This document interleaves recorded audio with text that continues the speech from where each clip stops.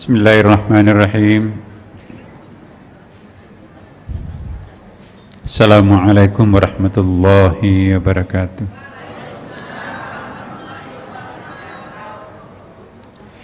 Alhamdulillah wa syukurillah wa salatu wassalamu ala rasulillah Sayyidina habibina wa syafi'ina wa maulana Muhammadin sallallahu alaihi wasallam.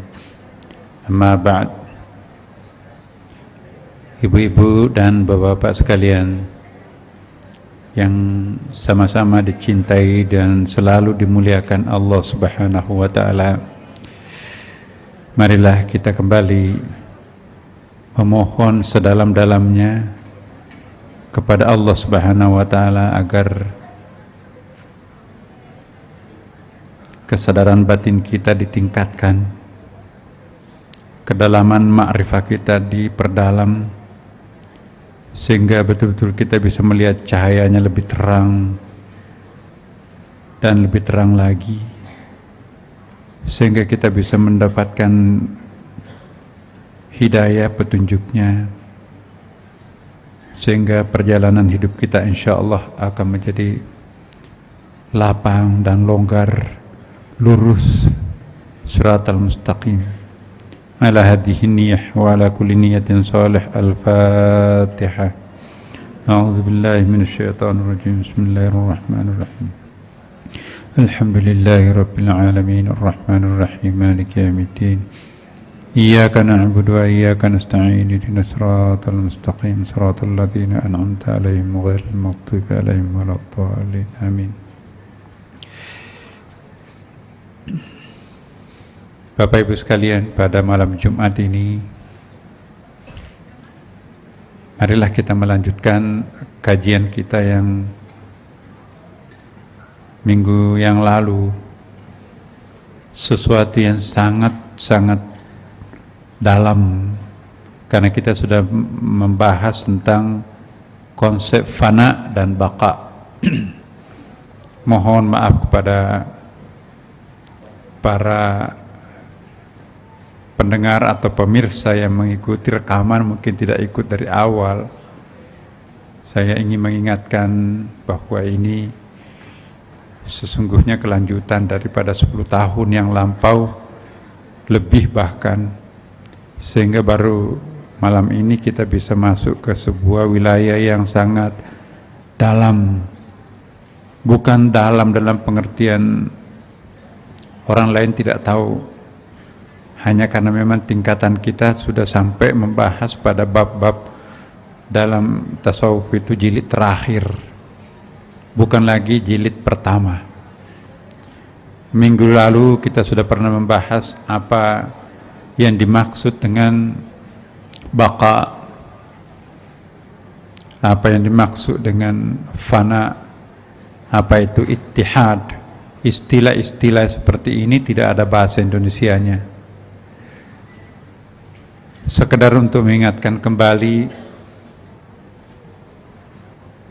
perjuangan batin atau mujahadah seorang salik atau sufi ialah berusaha untuk melihat Tuhan dengan mata yang ada dalam hati sanubarinya, bukan dengan kornea mata, tapi mata di dalam batin kita.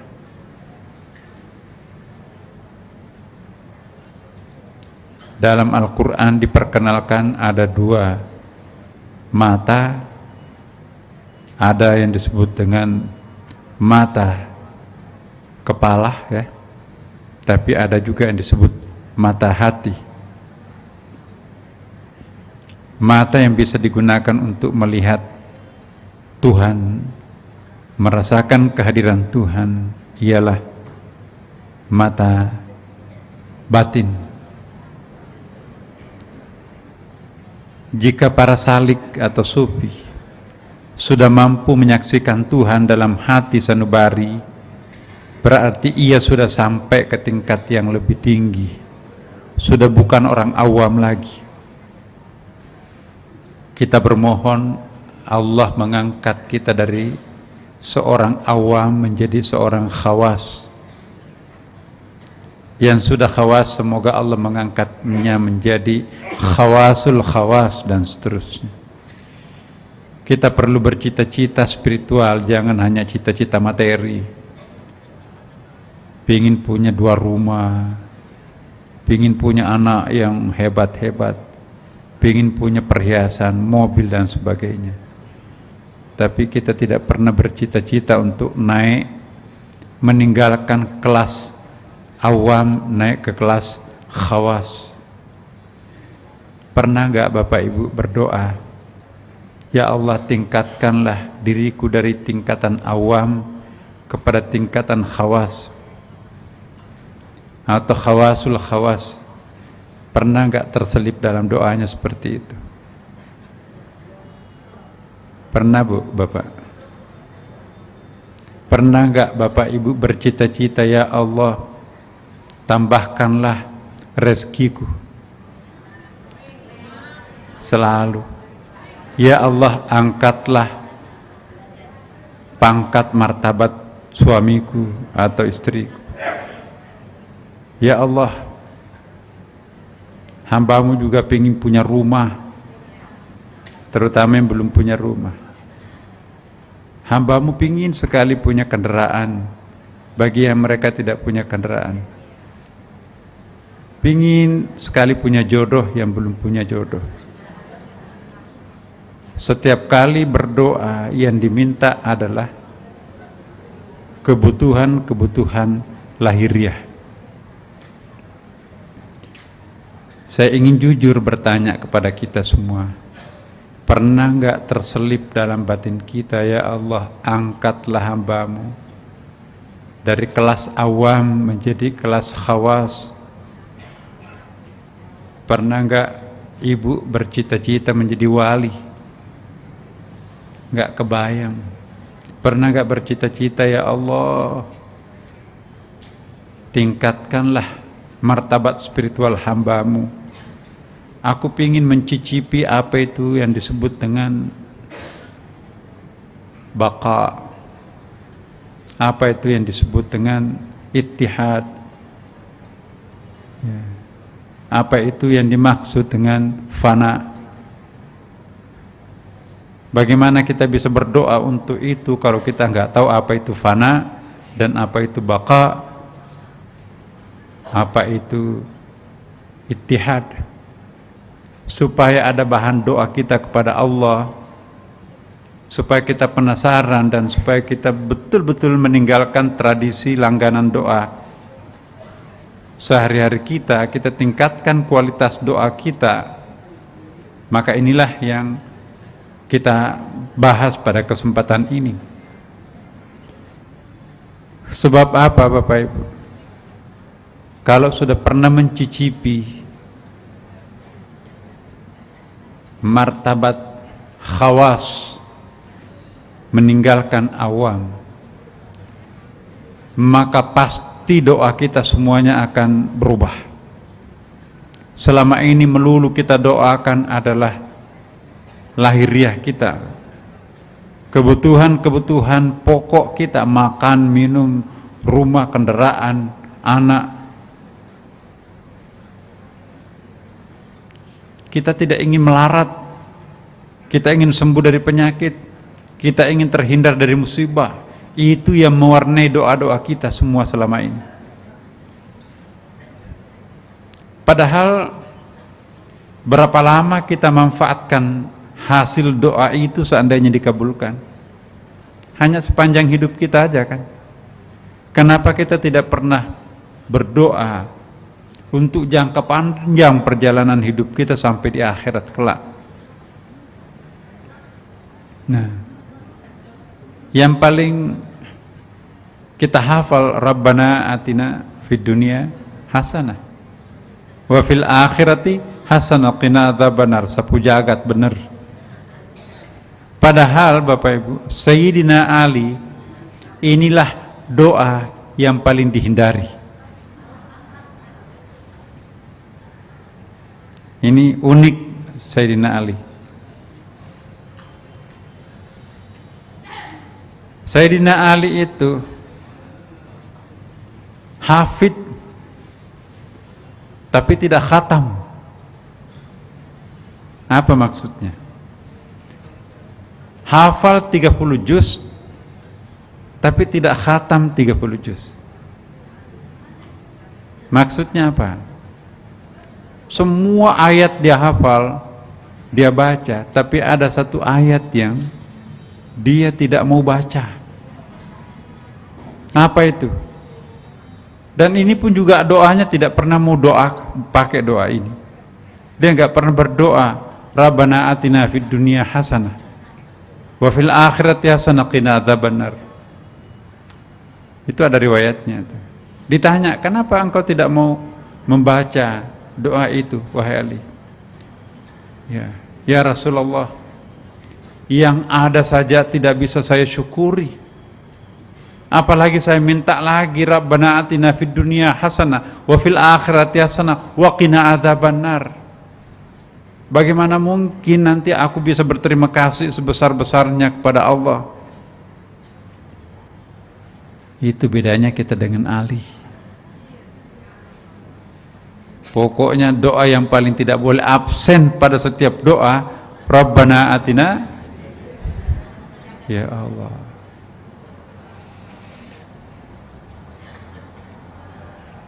Makanya itu, seandainya kita semua sampai ke tingkat kesadaran Bapak Ibu, maka kita nanti akan merubah pandangan hidup kita semuanya. Pernah kita bahas pada pertemuan kita yang lalu kan. Ini tingkat-tingkat kesadaran ini. Ya, sadar dalam pengertian bangun dari tidur, wake up. Sadar kita tahu sedikit. Ya, sadar kita tahu sedikit, lalu kita perdalam, itu lebih bagus lagi. Tapi sadar mendalam cuma belum mampu kita realisasikan apa yang kita tahu. Nah, ini sadar karena kita mampu merealisasikan. Nah, sadar berikutnya, kita sudah tidak sadar kalau kita itu berada pada puncak kesadaran. Karena berada pada puncak kesadaran, kita tidak tahu siapa di samping, siapa aku, dan kita berada di mana. Mabuk spiritual namanya. Itu yang disebut dengan fana. Itu kesadaran ke-6. Sekarang kesadaran berapa yang kita miliki? Ya. Ada lagi kesadaran puncak yang disebut dengan baka. Baka ini sudah sadar setelah pingsan spiritual itu, maka itu lain. Itu sudah, pokoknya kita tidak bisa membayangkan seperti apa, karena kita nggak pernah merasakan, khususnya saya. Bagaimana kita bisa mendefinisikan sesuatu yang tidak pernah kita alami? Dan ini menyangkut masalah private experience, pengalaman pribadi. Nah, ini yang kita bahas. Jika salik mampu menyaksikan Tuhan dalam hati sanubari, berarti ia sudah mampu, sudah sampai ke tingkat yang lebih tinggi. Puncak pencarian seorang salik manakala ia sudah mampu merasa bersatu dengan Tuhannya, itulah dalam istilah tasawuf disebut dengan ittihad. Aku sudah tidak ada lagi, yang ada hanya Dia. Merinding kita kan. Apakah bisa? Bisa. Buktinya ulama banyak sekali yang bisa. Kita karena nggak pernah berdoa, mungkin karena itu Tuhan tidak mau menganugerahkan kita seperti itu. Karena itu mulai malam Jumat ini Bapak Ibu sekalian, mari kita mencoba-coba berdoa. Siapa tahu Tuhan ya mau menganugerahkan puncak daripada segala puncak kenikmatan ini, bukan lagi menurunkan rezekinya bermacam-macam ke kita di bumi ini, tapi Dianya mengangkat kita ke puncak tempat sumbernya rezeki itu datang. Mana lebih bagus? Nih, ambil. Wah, bagus sekali. Tapi begitu naik ke atas, ya nggak ada artinya apa-apa ini. Etalase di sini, yang dipamerkan di sini, nggak ada di bumi ini. Aku nggak mau berdoa lagi seperti itu. Makanya itu semakin tinggi tingkatan martabat spiritual seseorang, maka semakin doanya itu tidak lagi meminta hal-hal yang sifatnya materi. Bahkan malu meminta kepada Allah. Jangan-jangan yang aku minta nanti ini menjadi hijab, sehingga aku tidak bisa naik lagi. Mana yang Bapak Ibu pilih? Rezeki itu diturunkan kepada kita, atau Allah mengangkat kita naik ke atas tempatnya, pabriknya, apa itu ya, pusatnya rezeki itu.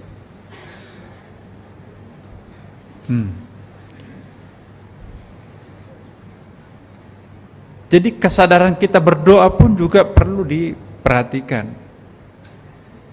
Bagaimana kita bisa merubah doa kita kalau kita nggak tahu apa yang mau didoakan? Nah sekarang kita tahu, sebelum sampai ke tingkat ittihad itu, kalangan salik, kalau saya sebut salik, kita semua Bapak Ibu, salik orang yang berjalan mencari Tuhan, para pencari Tuhan, the seeker of the God. Nah, terlebih dahulu harus menghancurkan diri, to annihilate. Menghancurkan itu artinya apa? Meniadakan dirinya sendiri. Anta'budallah ka'annaka tarahu, fa illam takun, kalau kalian sudah merasa tidak ada, tarahu, maka engkau akan menyaksikannya.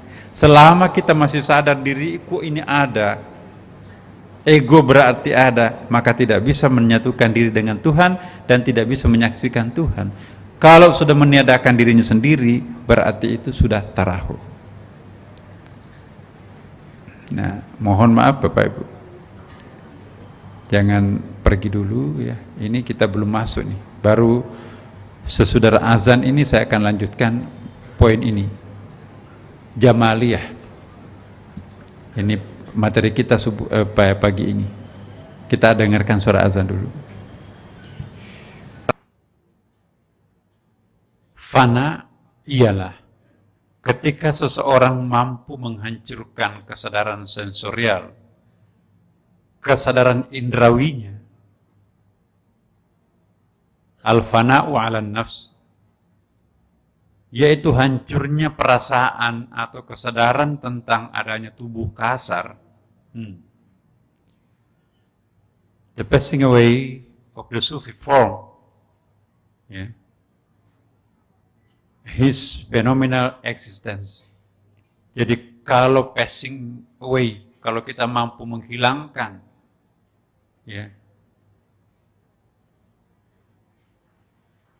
perasaan kita itu memiliki badan. Kalau perasaan apa ya bahasa Indonesianya?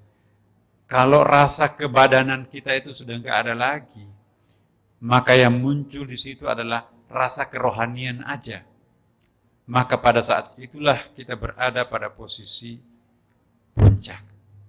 Fa illam takun, kalau kalian sudah mampu meniadakan kesadaran sensorialnya, kesadaran biologisnya, kesadaran tubuh kasarnya,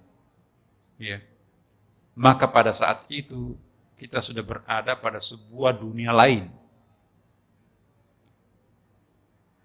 Jika penghancuran, annihilation tadi itu muncul, terjadilah apa yang disebut dengan baka. Baka itu sadar dari pinsang spiritual itu, maka itu apa yang terjadi setelah itu Bapak Ibu sekalian? Muncullah seperti hadis Nabi di sini dikatakan, orang-orang yang berusaha secara optimal meneladani sifat-sifat Tuhan. Rasulullah atas nama Tuhan dalam hadis Qudsi mengatakan, seorang hambaku akan mendekatkan diri kepadaku, summa dana fatadalla, itu dalam surah An-Najm, hingga aku, kata Tuhan, mencintainya. Coba, kalau Tuhan sudah mencintai hambanya, bila aku mencintainya, kata Allah, menjadilah pendengaranku yang digunakan untuk mendengar, penglihatanku yang digunakan untuk melihat, tanganku yang digunakan untuk bertindak dan kakiku yang digunakan untuk berjalan. Apa maksudnya ini? Dia sudah menyatu dengan Tuhan. Maka pertanyaannya, kalau orang sudah meminjam atau menggunakan mata Tuhan, telinga Tuhan, power Tuhan,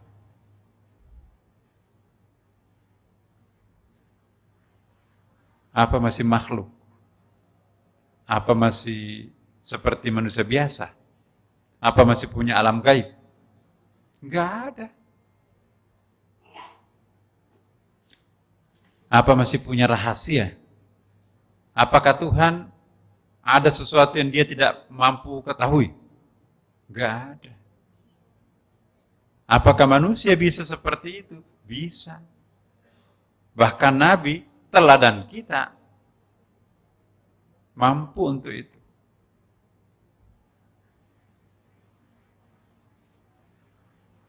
Nah, kalau orang sudah sampai seperti itu, Bapak Ibu sekalian, ciri-cirinya kalau orang sudah sampai ke makam yang tinggi, dia sudah sadar, seperti ayat sanurihim ayatina fil afaqi wa fi anfusihim hatta yatabayyan lahum annahul haq.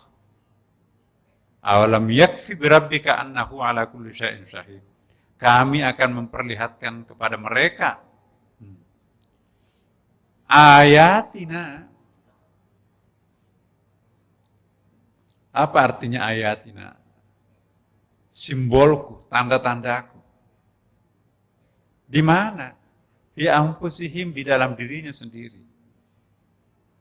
Makanya itu Bapak Ibu, jangan memandang enteng tubuhnya, dirinya sendiri, sebab itu referensi utama. Badan kita itu perpustakaan maha dahsyat. Apa artinya perpustakaan 5 lantai di perguruan tinggi terkemuka? Nggak ada artinya apa-apa dibanding dengan badan ini perpustakaan raksasa.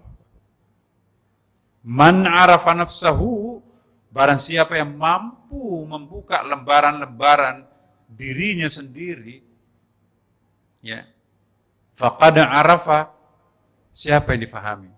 Bukan ilmu biologi, bukan tumbuh-tumbuhan, bukan hewan, bukan fisika, bukan kimia. Lebih maha besar dari itu, lebih maha rumit dari itu, lebih sulit dari itu, mampu dia fahami.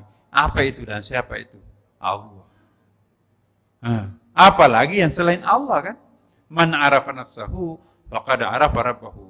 Barang siapa yang mampu memahami dirinya sendiri, maka dia akan mampu memahami Tuhannya.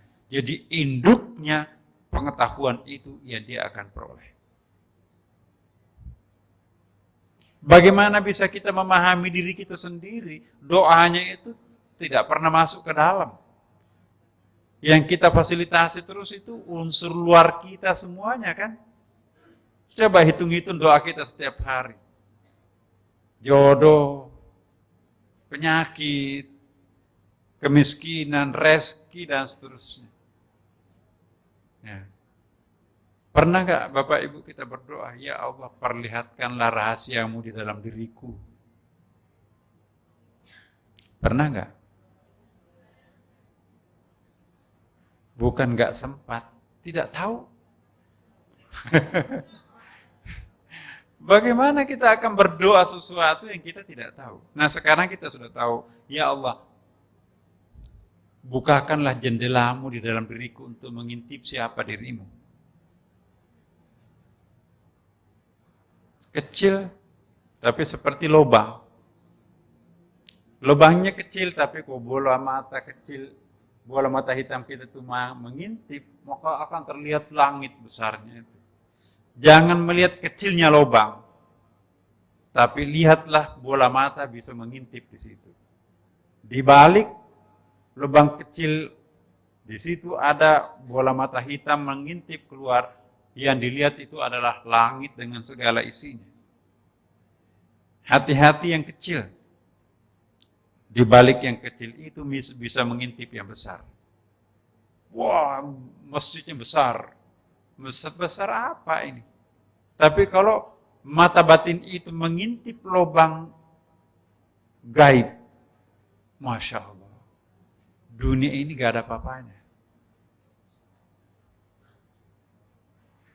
Kalau Allah membukakan lubang rahasia sesedikit kecil apapun juga, maka inilah nanti akan membangkitkan kesadaran kita, Bapak Ibu. Masya Allah, la ilaha illallah, Ibu, Bapak. Semua ini akan tersulap menjadi sesuatu yang maha indah, Bapak Ibu. Inilah yang saya akan jelaskan. Jamaliyah atau the beauty. Apa yang dimaksud the beauty di sini? Jamaliyah.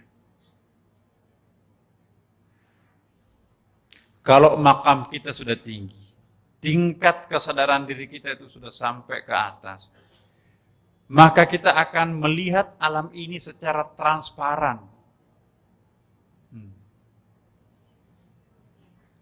Siapa karpet?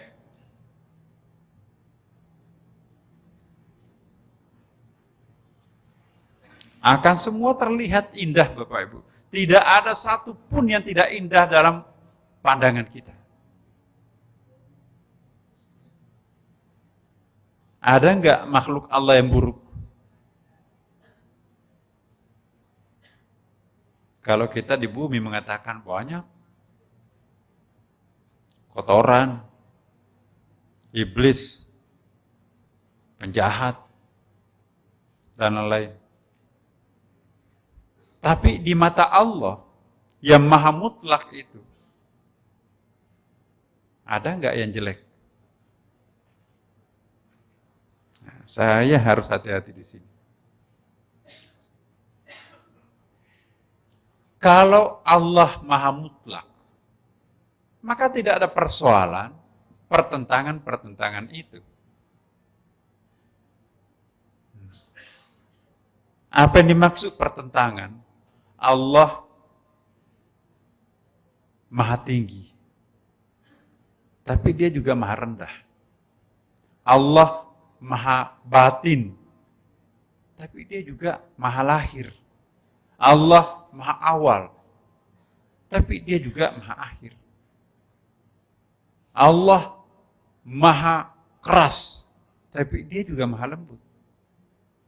Allah maha pengasih, Ar-Rahman, tapi dia juga muntaqim, maha pendendam. Allah Al-Mudil, maha menyesatkan, tapi dia juga Al-Hadi, maha memberi petunjuk.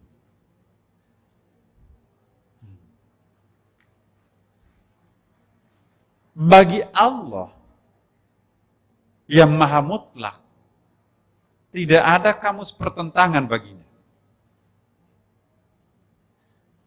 Yang suka mempertentangkan satu dengan yang lain itu ialah orang-orang kecil yang tidak paham secara holistik apa sesungguhnya menjadi the whole mean daripada apa yang ada ini. Wujud existence ini.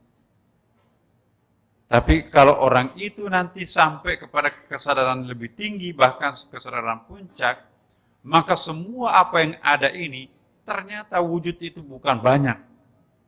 Wujud ini hanya satu. Pernah saya jelaskan kan Bapak Ibu? Pertanyaan saya, wujud banyak atau satu? Apakah wujud itu banyak atau satu? Di dalam masjid ini banyak enggak? Warna berapa? Banyak enggak? Nah. Pandangan bumi melihat ini banyak. Tapi kalau menjadi manusia langit kita, ternyata wujud itu hanya satu. Bagaimana caranya? Nah ini dia.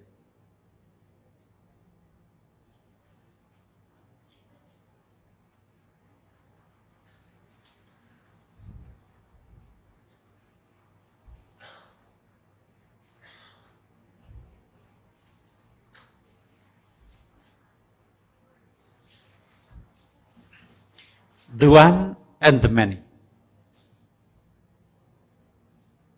Mohon maaf kalau saya pakai bahasa Inggris sedikit-sedikit ya Bapak Ibu. Karena kita kadang-kadang kesulitan mencari kosakata bahasa Indonesia yang pas. Ya. The oneness, manyness, itu nggak ada bahasa Indonesianya tuh. Tapi bahasa Inggrisnya ada.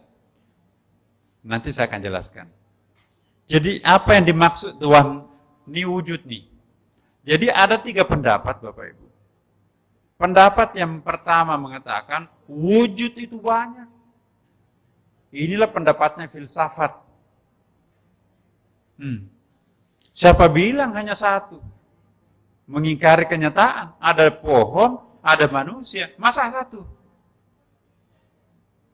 Kalau logika yang dipakai untuk membaca, logika akal pikiran dipakai untuk melihat, memikirkan, maka wujud ini banyak sekali, tak terhitung.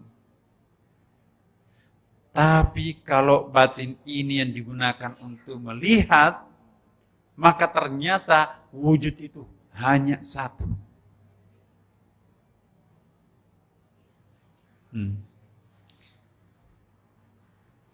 Cuman, satu, dia semua kok. Dia yang tampil dalam bentuk karpet. Siapa yang tampil dalam bentuk pohon, langit, dan matahari? Dia semua, berarti satu. Huwa samakum, kalianlah yang memberi nama A, B, C, D, dan seterusnya itu. Mikronya. Yang kalian lihat itu cuma satu, masjid. Cuma kita melihat mikronya, ada karpet, ada jam, ada dinding, ada menara, ada mihrab, ada WC, tegel, dan sebagainya. Banyak kan? Tapi pada hakikatnya, banyak atau satu? Cuma satu, masjid. Bisakah ada masjid tanpa ada tiang, tembok, karpet, jam, dan sebagainya? Bisa nggak? Nggak bisa. Siapa sesungguhnya karpet itu? Sang masjid. Siapa tiang ini? Sang masjid. Siapa lampu ini? Sang masjid. Karena hilang satu persatu ini, masih bisa nggak ada masjid? Bisa nggak ada Indonesia tanpa ada DKI, Sulawesi Selatan, Sumatera Selatan, Sumatera Barat? Ya. Bisa nggak ada Asia Tenggara tanpa ada Indonesia? Bisa nggak ada Asia tanpa ada Asia Tenggara? Ya. Begitu kita bisa bicara tentang planet bumi, maka hilanglah Eropa, Amerika, Afrika, Asia itu sendiri. Karena siapa planet bumi ini? Sang Asia itu sendiri, Eropa, dan seterusnya. Nah, kalau kita bicara lebih makro lagi tentang galaksi Bima Sakti, Milky Way, ada bumi, matahari, bulan, Saturnus, Mars, dan sebagainya. Ya. Maka satu family yang disebut dengan Milky Way atau apa itu Milky Way tadi? Galaksi Bima Sakti. Nah, berapa Bima Sakti? Banyak sekali. Bukan cuma 1000 bintang, 1 triliun bintang. Family Milky Way ini juga triliunan jumlahnya. Jadi di sini kita tinggal di sebuah RT. Ketua RT-nya di matahari itu, wakilnya di bulan, sekretarisnya di bumi. Itu satu RT itu. Nah, berapa RT yang menghuni jagat raya ini? Triliunan. Berapa matahari? Apakah bumi yang ada di sana itu juga ada manusianya? Allahu a'lam. Alam ini besar enggak? Tentu lebih besar penciptanya kan? Iya. Bisa enggak kita bicara tentang alam sebesar ini tanpa bicara dengan Allah? Tidak mungkin ada makhluk tanpa pencipta. Tidak mungkin ada wujud tanpa yang mewujudkan. Logika mengatakan seperti itu. Tidak boleh kita mengatakan missing link, ada dengan sendirinya, itu mustahil secara logika itu. Akal pikiran ini jangan membohongi dirinya sendiri. Harus menemukan bahwa Tuhan pasti ada sang pencipta semuanya. Apalagi pendekatan tasawuf. Iya kan? Who is the many and who is the one? Dia juga, Bapak. Siapa karpet, siapa tiang ini? Dia juga sang masjid. Tidak mungkin kita bicara masjid tanpa bicara dengan kubah, tiang, mihrab. Dan tidak bisa kita bicara tentang masjid tanpa adanya itu juga. Nah sekarang, yang wujud itu satu atau banyak? Muncullah pendapat ketiga. Ini namanya pendapatnya teosofinya Ibnu Arabi. Jadi kalau tadi ulama tasawuf mengatakan yang wujud itu hanya satu, dia. Ya, yang banyak itu apa? Yang banyak itu gak ada artinya apa-apa, tetapi yang punya arti satu. Muncullah Ibnu Arabi, Bapak Ibu sekalian, yang kita bahas di sini ini. Jangan mengatakan alam ini banyak, wujud ini banyak. Tapi juga jangan mengatakan wujud ini cuma satu. Tapi katakanlah wujud itu banyak dan satu. Nah, penjelasannya ada. Makrifat tentang tauhid dalam perspektif tasawuf complicated memang. Ya. Sang pemilik wujud Maha Tunggal berdiam, jangan itu. Ini. Coba kita lihat ayatnya nih. Wa huwa ma'akum aina ma kuntum wallahu bima ta'maluna basir, dan dialah bersama kalian di mana saja kalian berada. Jauh enggak Tuhan pada diri kita? Jauh enggak? Apa artinya ayat ini? Dia bersama kalian dimanapun kalian berada. Kalau ibu bapak di Sunda Kelapa, Tuhan di mana? Walillahil masyriq wal maghrib fa aina ma tuwallu fa thamma wajhullah. Kemanapun kalian menghadapkan mukamu, di situ engkau menemukan wajah Tuhanmu. Bapak lihat transparansi ini, LCD ini, proyektor ini. Berarti Bapak Ibu melihat apa? Tuhan. Bukan Tuhan, tapi tajallinya Tuhan. Manifestasinya Tuhan. Yang Bapak Ibu lihat itu yang asli atau di komputer ini yang asli? Ya, bisa nggak ada di monitor apa di layar atas ini tanpa ada di monitor ini? Jadi yang aslinya ada di sini, yang kita lihat di situ adalah projectionnya. Ya. Jadi God projection, alam ini God projection, proyeksinya Tuhan. Aslinya ini bukan di tembok. Kalau saya matikan komputer ini, maka hilang tulisan itu kan. Tapi samakah yang di komputer ini dengan apa yang di LCD itu? Sama. Nah, mana yang asli? Ini. Itu apa? Tajallinya. Kalau ibu bercermin, wajahnya di cermin, mana yang asli? Di dalam cermin atau di depan cermin? Yang di depan cermin, Allah di depan cermin, kita hanya melihat cermin. Dengan demikian, bolehkah saya katakan, layar ini Tuhan? Enggak, karena itu tajallinya kan, begitu mati ini, enggak ada di situ kan. Nah ini dia. Inilah yang disebut ma'rifah Bapak. Ini tauhid ini. Dulu malam Jumat di dalam kelambu berduaan kiai besar itu baru bisa paham ini. Ini kok kayak diobral di Sunda Kelapa oleh orang yang nggak profesional mengajarkan. Sombong banget itu Pak Nasar mengajarkan ma'rifah kayak gini. Mohon maaf. Memang saya kecil dan tidak punya apa-apa ilmu tentang ini. Nekat aja.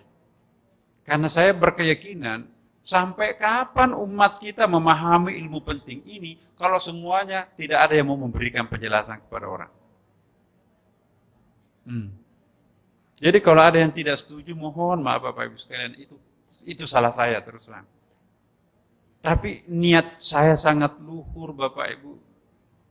Bergenerasi-generasi nggak ada yang mau mengajarkan hal seperti ini. Yang difahami fikih. Apa jadinya kalau fikih black white? Salah lu, gua yang benar. Akhirnya bentrok, gontok-gontokan. Saya sengaja memang memperkenalkan tasawuf di Sunda Kelapa ini, di Indonesia ini. Terlalu fikih kita selama ini. Akhirnya saudaranya sendiri saling kafir mengkafirkan. Ya, saling berantam tuh. Siapa yang dihantam, siapa yang menghantam, sama-sama KTP-nya Islam. Ya Allah, sepupu dua kalian lagi. Sama-sama Habib. Kok bisa? Itu kalau literatur fikih yang mendominasi wawasan keagamaan kita, salah benar. Tapi kalau tasawuf, jangan dulu bicara tentang salah dan benar, tapi bicara tentang hakikat. Memang WC itu jelek, jorok, kandangnya najis di situ kan, di WC itu kan. Tapi sempurna nggak sebuah masjid tanpa WC? Apakah WC itu hina, jelek? Sehingga harus dibuang, jangan dekat-dekat dari masjid. Nah, jangan-jangan lebih sering kita ke WC daripada ke mihrab suci ini kan. Jadi cara pandang kita terhadap sesuatu holistik. Bagi Allah yang maha mutlak, nggak ada persoalan. Ya, dia semuanya kok.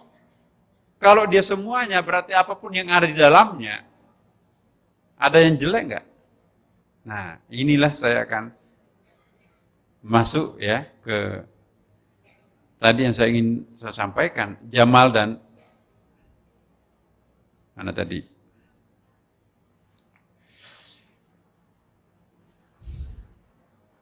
Iya. Jamalia dan deputy. Orang yang sudah sampai ke makam tingkat tinggi, maka ia akan melihat alam ini secara transparan. Apa artinya transparan? Menembus rahasia. Ya.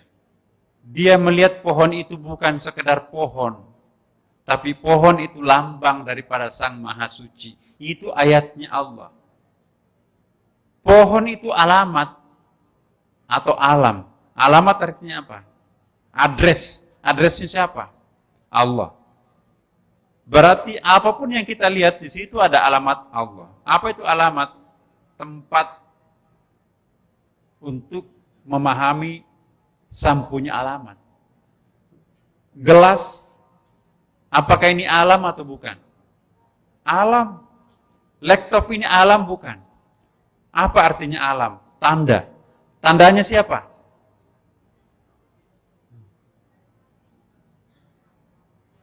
Tandanya dia. Tapi samakah tanda dengan yang ditandai?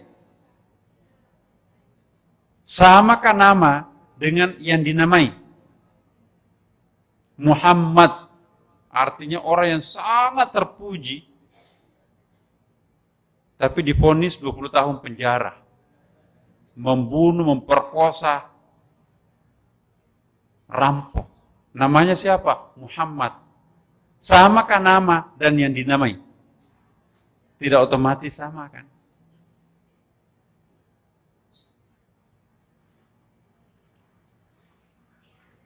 Nah, bingung kan Bapak Ibu? Tanda-tanda jika Tuhan mencintai hambanya, dia menganugerahkan kebingungan. Semakin bingung seorang hamba, semakin penasaran untuk mencari dirinya. Allah senang sekali melihat hambanya penasaran mencari dirinya. Maka itu doanya Nabi. Allahumma zidni takhayuran. Ya Allah, tambahkanlah kebingunganku. Semakin bingung kita terhadap Tuhan kita, semakin mencintainya dia kan. Masya Allah. Jauh-jauh datang dari Bandung, datang ke Sunda Kelapa bingung. Pulang, tersedot perhatiannya untuk membayangkan apa yang dia peroleh di Sunda Kelapa. Jadi tanda-tanda jika Tuhan mencintai hambanya, dia bikin hambanya penasaran siapa dirinya. Ya Allah, aku bangun tengah malam nanti. Lama-kelamaan Tuhan menunjukkan sedikit demi sedikit dirinya kepadanya. Ya Allah, dulu gak pernah nangis. Kok kenapa aku rindu terhadapmu ya Allah? Di tengah malam gelap gulita ini, aku semakin akrab denganmu ya Allah. Ya Allah, ya Tuhan kami, aku lupa semuanya. Ya Allah, aku siap Engkau jemput malam ini juga. Engkau berada di dalam dekapanmu. Ya. Aku berada dalam dekapanmu. Bukan lagi Engkau yang aku sembah. Engkau masuk menjadi diriku sendiri. Akhirnya kebingungan dia kan. Kalau orang sudah sampai ke tingkat penasaran seperti ini, itulah tandanya. Orang itu sudah mulai masuk di pintu gerbang. Tanpa melalui kebingungan, tidak akan mungkin masuk di pintu gerbang. Coba, Nabi Musa. Ya Allah, bagaimana mungkin aku bisa menyembahmu?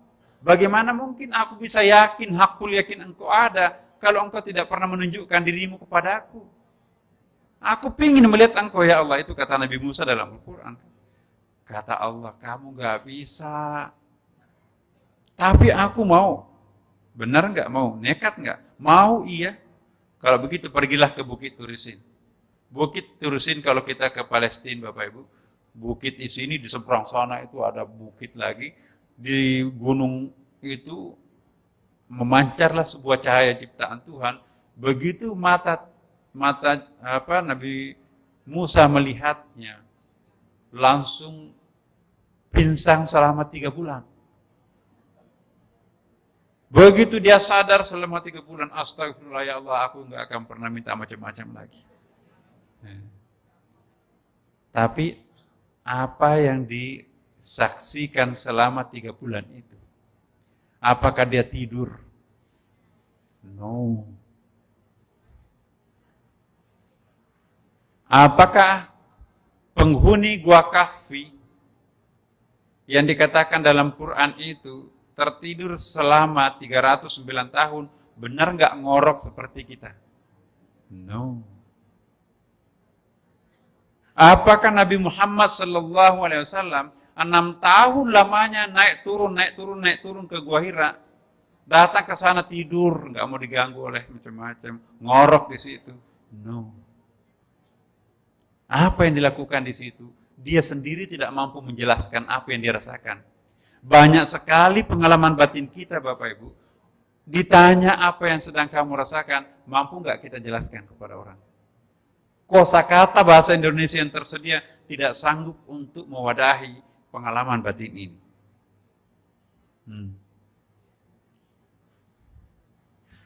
Jadi jangan menganggap tidak ada ilmu-ilmu seperti ini. Kita asyik bergelut dengan ilmu-ilmu kulit, tapi tidak pernah mau masuk kepada ilmu-ilmu isi. Malam Jumatan kita di sini Bapak Ibu, ilmu isi. Ya. Mohon maaf Bapak Ibu. Insya Allah ini bukan aliran sesat yang saya sampaikan. Ada ayatnya kan tadi. Setidak-tidaknya kalau ini salah, berarti saya menyandarkan diri pada ayat dan hadis itu. Ya Allah, ampuni kami semuanya kalau kami salah faham menafsirkan ayat-Mu. Tapi rasanya kok enggak tuh. Allah mengatakan tadi, sanurihim ayatina fil afaqi, aku membentangkan pada ufuk ini ayat-ayatku, tandaku. Ya. Fa'aina ma tuwallu fatamma wajhullah, kemanapun kalian menghadapkan dirimu, engkau akan menjumpai wajahku, kata Tuhan. Salah enggak? Enggak salah. Cuma kita enggak sanggup memahami dia. Nah sekarang masuk kita ke Jamaliyah. Mudah-mudahan cukup waktu. Jam berapa ini? Lewat jam 8 Bapak Ibu. Nanti lain kali Bapak Ibu ya. Ini takutnya yang dari Bogor, ada luar kota kasihannya. Nah, karena itu minggu depan mari kita buktikan bersama ya, bagaimana kita merubah, kita buang topeng ini. Anggaplah muka ini dengan matanya itu topeng, ya kan? Kita tanggalkan sejenak topeng itu dengan biji matanya yang lahiriah itu. Nah, yang nanti tertinggal di sini adalah mata batin kita. Mata batin itu kita nanti akan gunakan melihat karpet. Mata batin itu nanti kita akan gunakan melihat pohon, dinding dan sebagainya. Apa perbedaannya antara mata topeng dengan mata hakikat? Ya, kita akan demonstrasikan pada pertemuan yang akan datang. Atas izin Allah dan insya Allah Bapak Ibu sekalian, mohon maaf kalau mungkin ada yang belum bisa nyambung karena baru kali ini datang. Ini sekali lagi saya katakan, pengantarnya sudah 10 tahun baru kita sampai ke sini. Demikianlah Bapak Ibu sekalian, semoga Allah mengampuni dosa kita kalau keliru dan salah, dan semoga Allah memberikan pahala seandainya kita ini adalah benar. Mari kita jangan lupa naik memohon kedekatan diri kepada Allah nanti malam salat tahajud ya Bapak Ibu. Yang belum biasa salat tahajud, paksakan diri Bapak Ibu. Seandainya orang tahu nikmatnya salat tahajud, lebih indah salat tahajud itu daripada salat-salat lain. Kenapa? Karena di situ kita cuma berduaan dengan Allah Subhanahu wa Ta'ala. Al-Fatihah.